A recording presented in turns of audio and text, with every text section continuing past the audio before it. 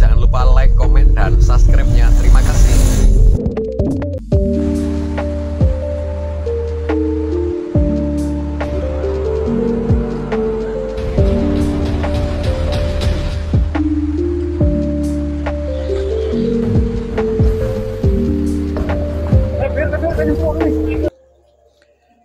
Assalamualaikum warahmatullahi wabarakatuh. Bertemu kembali dengan Cak Bokel. Mudah-mudahan kawanku semuanya senantiasa dalam lindungan Tuhan Yang Maha Esa. Amin, amin ya robbal alamin. Oke, di hari ini kita akan mendengarkan sebuah klarifikasi tentang pemalsuan makam Habib terjadi di Pekalongan. Ini akan kita lihat bersama-sama videonya, dan ini memang berita yang baru-baru ini viral. Bagaimana videonya? Akan kita lihat bersama-sama. Dan video ini saya dapatkan dari PBL Official. Nanti linknya saya cantumkan di deskripsi. Kita lihat videonya. Assalamualaikum warahmatullahi wabarakatuh. Alhamdulillah, wassalatu wassalamu ala rasulillah, ma ba'dah. Sedayonipun yang kami hormati, teman-teman sekalian, diskusi malam ini menarik, terutama yang lagi ramai mungkin ini diangkat tentang kayu geritan. Memang sejarah kayu geritan yang secara turun-temurun dari generasi ke generasi ya, untuk kami pribadi mengetahui bahwa makam yang ada di kayu geritan itu sejak dulu kala itu ya namanya Mbah Toposono, Mbah Kodisono, Mbah Angsono, Raden Mas Pengluwatang. Bahkan dalam catatan itu sebenarnya itu yang familiar di masyarakat ya. Sebenarnya itu penyebutannya Pangeran Toposono, Pangeran Kadisono, Pangeran Angsono, kemudian Raden Mas Pengluwatang. Kemudian seiring berjalan waktu pada periodisasi Bu Kom ya, Bupati niku terjadi pembangunan besar-besaran, kemudian terbangunlah apa yang sudah terbangun seperti yang kita saksikan sekarang. Pada masa itu kemudian muncul cerita baru penyebutan nama Habib Hasan waktu itu. Dari cerita masyarakat itu di situ ada makam Habib. Nah, itu kemudian menimbulkan polemik di antara sesepuh-sesepuh kampung masyarakat setempat kan. Kok bisa-bisanya tiba-tiba ada makam, ada penyebutan Habib gitu. Habib Hasan waktu pertama kemudian seiring berjalannya waktu ganti Habib Abu Bakar itu. Loh, kok ganti lagi gitu kan? Tapi itu sudah ngeflur ke masyarakat, ke kampung-kampung, menjadi perbincangan ramai lah. Tapi tidak ada kemudian yang berani speak up, protes atau bagaimana, cuman menjadi perbincangan kok bisa gitu. Sebenarnya enggak gitu kan. Dari kalangan ahli peziarah pun seperti kami ini, ya udah yang penting tetap kita untuk kaitannya dengan kirim doa, tawasul dan sebagainya tetap ke Mbah Angsono dan sebagainya. Tetapi kok ternyata pada tahun-tahun berikutnya, nah ini kemudian muncul pemasangan papan nama Habib Abu Bakar. Pintu masuknya nyun sewu itu ke salah satu barangkali bisa disebut muibin ya, sekarang sebutnya muibin. Pintu masuknya ke situ satu orang saja. Nah, karena kebetulan di situ sedikit punya pengaruh, akhirnya papan itu berdiri tanpa kemudian sepengetahuan atau persetujuan masyarakat sesepuh ya, masyarakat sesepuh, kemudian juga Pak Kepala Desa juga tidak tahu dan tidak ada izin ke kelurahan. Itu akhirnya ini terkuak menjadi seperti ini. Kemudian terkait dengan tutur tinular tersebut, memang saya pribadi itu basic suka ziarah gitu, suka ziarah. Jadi kemudian tidak terlalu mengamati waktu itu tipologi nisan, maesan nisan seperti apa, ukir-ukirnya seperti apa, tahunnya berapa, tidak begitu mendalami. Akan tetapi cerita-cerita yang sering dipaparkan oleh sesepuh bahwa kayu geritan itu termasuk desa tua, kelurahan-kelurahan yang tua, tanah-tanah yang tua, ditandakan dengan salah satunya adalah adanya makam Pangeran Toposono tersebut. Pangeran Toposono itu ketika kemudian kemarin kita menelisik, kemudian melihat tipologi nisan, kemudian kami diskusikan kebetulan dengan Pak Hadi dari Ngelangkap, kebetulan beliau sedikit paham tentang maesan nisan. Ini dilihat, wah tipologinya ini Mataraman era barangkali ya Mataram awal. Kemudian itu di nisan yang pertama di Pangeran Teposono. Jadi makamnya kan ada 4, yang pokok utama di Jungkup utama itu 4. Yang dari sebelah barat itu Pangeran Teposono, kemudian Kadisono, kemudian yang ketiga itu Angsono, kemudian yang keempat Denmas Pengluwatang. Itu yang tipologi nisan di Mbah Kadisono itu ada maisan tombak, seperti tombak itu Mataram. Jadi jelas itu Mataram. Jadi sesepuh itu ketika ada pemberian nama baru itu sebenarnya tidak setuju, tapi karena seperti yang tadi Kang Mesun bilang, songko takdimi wis hormat wis sapa sing apa disanjangke oleh beliaunya, kita iakan. Meskipun dalam praktek ketika kita tahlilan dan sebagainya itu masyarakat masih tetap menggunakan yaitu ilah hadratinya khususnya tetap Mbah Tawosono itu. Dan jarang sekali sesepuh yang ada di Kayu Geritan itu ketika mimpin tahlil, yasin dan sebagainya menyebut Habib itu tidak. Jadi masih tetap berpegang pada Tawosono. Ini kaitannya dengan pembelajaran kepada generasi muda yang itu, berarti kan sudah tidak asing ketika sudah terdengar nama-nama tersebut. Lah akhirnya yang menjadi persoalan itu orang-orang peziarah yang dari luar daerah, Pak, yang dari luar daerah ketika melihat papan nama tersebut otomatis kan, berarti ini makam Habib gitu kan. Jadi ketika tawasul penyebutan ya makam Habib. Nah, tapi ya itu kita tidak bisa mencoba untuk mengubah bagaimana caranya ini. Ini kekuatan kita yang kita hadapi ini waktu itu adalah kekuatan yang sangat besar. Jadi tidak mungkin kemudian frontal berhadapan-hadapan. Dari masyarakat itu seperti yang waktu itu pemuda-pemuda itu nunggunya iki kapan jebluki itu nunggu. Jadi ini tuh sebenarnya momentum. Ya momentum ketika kemudian ada pembahasan tesis Kiai Imad dan sebagainya sampai sekarang proses perjuangannya Gus Abbas dan lain sebagainya. Kami pribadi ngamati itu 2 tahun dan saya pribadi tidak pernah speak up masalah ini, tidak pernah berbicara masalah nasab, masalah itu, cuma ngamati di media-media sosial, di YouTube. Yes, pokoknya nge-like saja saya nggak berani, Pak. Jadi cuma melihat, nonton, nggak komentar, nggak nge-like. Kita pengen cari dulu ini fenomena apa gitu kan. Tapi tetap untuk saya pribadi saya sambungkan dengan kejadian yang ada di Kayu Geritan. Ini kenapa kemudian berubah nama Habib itu. Nah, saya pribadi ketika mulai sangat tertarik ketika dari Mataram waktu itu Raden Sudibyo men-speak up masalah KRT Sumodiningrat waktu di UIN Sarbida itu kalau nggak salah ya.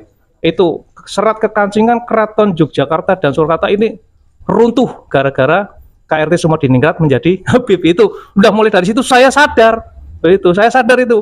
Wah, ini jangan-jangan yang terjadi di makam Pangeran Teposono ini. Seperti itu. Kalau kemarin pidatonya Gus Yahya itu menyebutnya instrumen itu sudah dipersiapkan sedemikian rupa, mulai dari perubahan nama leluhur, nama makam diganti, download bukunya banyak sekali sejarah bangsa, Pangeran Diponegoro yang luar biasa menjadi rebutan marga masing-masing seperti itu. Nah itu kan tertarik. Nah kenapa kemudian kami pribadi tidak yakin di Kayu Geritan itu tidak ada makam Habib?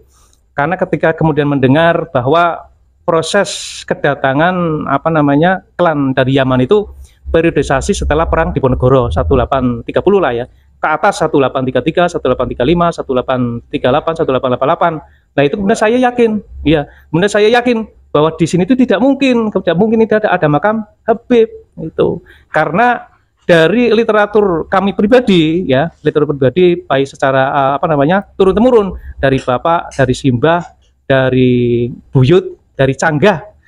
Jadi kami itu sudah generasi kelima yang ziarah ten mriku Mbah Teposono niku. Jadi ini tidak mungkin ketika era tahun meninggal tahun 1835 ke atas, itu tidak mungkin. Karena ini zaman Mataraman, mulai dari Maisan kemudian ini ada yang nggak beres ini gitu kan. Lah akhirnya mulai dari itu, setelah Raden Sudibyo ngomong itu, saya mulai speak up di kampung, di majelis tahlil, udah saya ngobrol.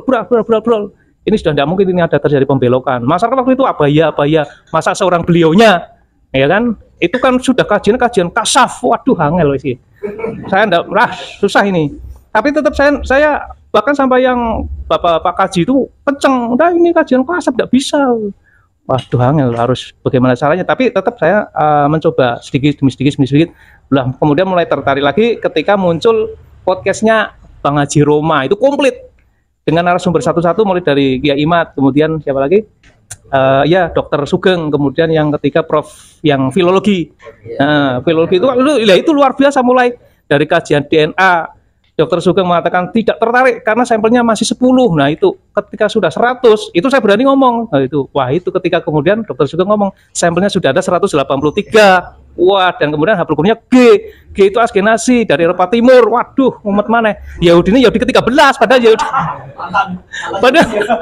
Yahudi tapi Yahudi palsu itu kan. Yahudi pun Yahudi palsu. Yahudinya bukan Yahudi Bani Israel. Ya, apalagi itu hafal Qur'annya G. Nah, sementara G itu jangankan Bani Hasyim, Arab saja, Ibrani saja bukan. Nah, itu kemudian tambah ramai. Kemudian kajian filologi saya ngamati itu. Makanya waktu itu di kampung itu podcast yang waktu itu saya rekomendasikan itu podcastnya Bang Haji Roma, karena komplit isinya komplit, wawancara dengan narasumber itu komplit. Nah itu kemudian setelah ramai mengkristal kan, masyarakat paham. Nah itu kemudian muncul keinginan masyarakat mengembalikan nama tersebut dalam bentuk papan itu. Nah itu hanya muncul, nulisnya apa? Pripun? Kalau masyarakat itu, iya, masa itu kompak sebenarnya pingin penyebutan atau papan nama itu disebut tetap kembali ke asalnya, Mbah Toposono, Mbah Angsono dan sebagainya itu. Nah, ketika mengkristal, kemudian kita kumpulkan, tapi waktu itu masih dalam beberapa personel orang, perwakilan dari beberapa dukuh. Nah, akhirnya muncul papan itu. Tapi yang jelas kita tetap berpegangan bahwa tutur tinular selama 5 generasi, 6 generasi itu di situ makam Pangeran Teposono, Katisono, Angsono dan Raden Mas Pengluwatang itu. Kemudian kaitannya dengan penelusuran lebih jauh, kami ngobrol sama Pak Hadi, kemudian kita teruskan ke Mataram bahwa Maisan itu Maisan Mataram awal. Nah itu harapannya nanti biar terbuka secara lebar, secara gamblang, dan masyarakat itu ya sebenarnya masyarakat juga nggak ada masalah. Yo kita itu ingin memberikan pembelajaran edukasinya kepada yang di luar, Pak, karena sudah kedarung ternyata kebohongan baru 10 tahun, ya antara 10 tahun 15 tahun aja udah begini. Bagaimana kebohongan yang sudah berabad-abad itu, Masya Allah. Hah? Iya. Nah kalau kajian sejarah seperti penjajahan, yuk kita berarti Pak Bian di Jajal Londo, berarti ono bruk, ya kan ada bangunan-bangunan, ya irigasi dan sebagainya, rel sepur, jalan dendeles, ya berarti. Tapi kan tetap kita proses pengembalian sejarahnya ke awalnya saja itu, bahwa di situ Mbah sesepuhnya Mbah Teposono, Mbah Katisono, Mbah Angsono, Raden Mas Pengluwatang. Di situ juga ada makam Mbah Nur Sepuh. Mbah Nur Sepuh itu Mbah Muhammad Nur ya, itu Mbah Nur terkenal dengan sebutan Mbah Nur Sepuh, itu berarti bapaknya Mbah Nur Anom Keranji. Nah, itu sak Burayo kan masih kathah di Keranji itu. Sebenarnya Keranji itu juga gregetan kayaknya. Tapi kan belum ya, cuman kan belum kita iya perlu kita pendekatan lah. Ayo peduli ke beraya-beraya Mbah Nur Sepuh kok enggak ada yang hadir. Wah, ini bahaya. Di situ juga ada makam Mbah Banjar dan juga simbah-simbah yang lainnya yang mungkin belum kita tahu nama-namanya. Nggih kata. Oh simbah jenengan. Nggih. Pripun? Nggih, itu yang di satu empat makam utama itu di yang satu ya. Dikunci. Yang satu kubah, Nggih, yang Mataram 4, tapi yang di luar itu juga tipologi kuno juga. Tipologi kuno ada ukirannya, ada kembang-kembangnya itu. Kemudian yang makam-makam seperti Mbah Banjar itu batu besar masih asli. Dan yang lain yang di ring 1 itu kan ada semacam tembok pembatas seperti angka 9, Pak. Itu di lingkaran itu makam-makam nisan tua semua, makam nisan tua. Cuman ketika kemudian ada proses pembangunan itu dibuatkan nisan baru.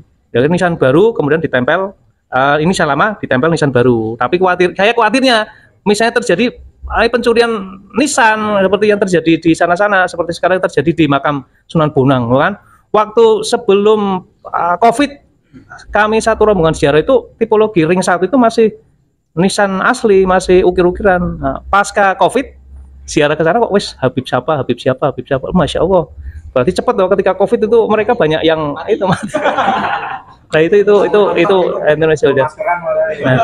Nah yang di Kayu Geritan ngoten di ring 1 itu ya masih ada tipologi yang kuno, yang lama, nisan-nisan lama. Tapi nanti kekhawatiran kami itu kan kita nggak tahu juga ya, ketika kemudian ini dikuasai oleh pihak sana, kita tidak tahu nanti pengelolaannya bagaimana.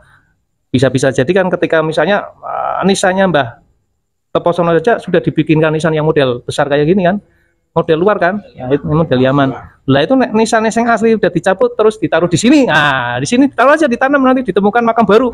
Dilihat tipologi nisannya, oh nisan kuno kan. Oh, orang yakin itu. Oh iya, betul nisannya kuno, apa nisannya nisan lama. Udah percaya aja. Ya kan? Enggak usah pakai meditasi atau apa, udah. Apalagi kalau dilihat dari buku-buku tentang nisan, oh ini nisan lama, ya oke. Setuju, tinggal ditelusuri siapa namanya Fulan bin Fulan dan lain sebagainya, itu kan bahaya.